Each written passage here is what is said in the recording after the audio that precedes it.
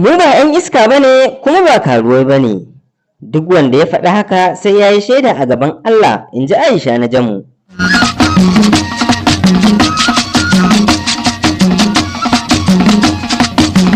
Fitacciyar jarumar fina-finan Hausa Aisha na Jamu ta fashe da kuka yayin da ta ce sau da yawa idan suka yi fastin mutane da yawa suna ce musu karuwai. Wasu daga cikinsu waɗanda ba su da haƙuri sai su mayarwa da mutum amsar cewa da mahaifinsa suke yi, sai kuma mutum ya ji haushi. Dama dai mutane sun daɗe su ne wa 'yan fim mata kallon karuwai, to menene ya ja wannan matsalar? Mafi akasari idan kaga mutane sun yi irin wannan comment ɗin, to sai sun ga mace ta yi shigar banza tukunna. Ga dai na Jamun da kanta. Sai mutum ya ce maka karuwa, sai ana da shi ba wanda zai magana, sai misali wanda aka ji sai magana ta mai ciwo sai ya ce ai da babanka muke. To me mutum zai yi in ba wannan bai hushi? Sai ka ji mutane an yi shi a kansu. Menene waye mutuwa ya farko? Ko ba ku ga comment ɗin da ake yi? Suna da tabbacin cewa muna iskanci.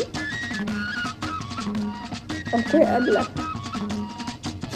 akwai gobe kiyama, za ka ba da shaida kowaye ko a ina ka je ka rubuta wannan irin wannan comment ɗin, wallahi gobe kiyama sai ka maimaita.